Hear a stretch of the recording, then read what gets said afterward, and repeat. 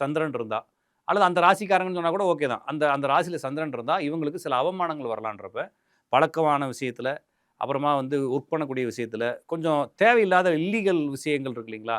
சில சில வேலைகளை கரெக்டாக செஞ்சால் சூப்பர். ஆனால் கொஞ்சம் ஷார்ட்டா செஞ்சிடலாம் அப்படின்ற மாதிரி செஞ்சீங்க அப்படின்னா மாட்டிக்க போகிறீங்க.